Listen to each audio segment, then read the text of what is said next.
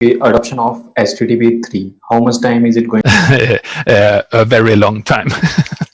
So when HTTP2 came, it took quite a long time until it sort of took off until, and you would even still argue that HTTP1 is more popular than HTTP2, because if you look at the top 10 million sites in the world, the majority is actually still not on HTTP2.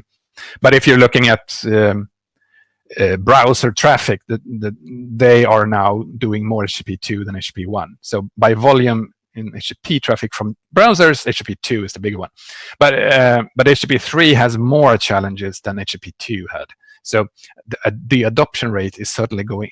My prediction is that it's going to be slower than HTTP2, and HTTP2 was fairly slow because there are more problems, or sorry, I shouldn't say that. I should say that there are more challenges to overcome with HTTP3, and the gain going from 2 to 3 is probably smaller than going from 1 to 2. So there's also that maybe it's not big enough gain for a lot of sites to do that, and the shift from TCP to QUIC is quite a big shift. So it's going to be expensive and painful for a lot of servers to do that switch.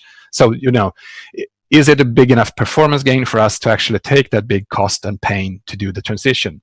So it'll take a while until people will realize that, and it will also take a while until we get proper server hardware offloading for QUIC and everything. So until QUIC gets really fast and not as CPU intensive as it is today. So I think, yes, I think it'll take time.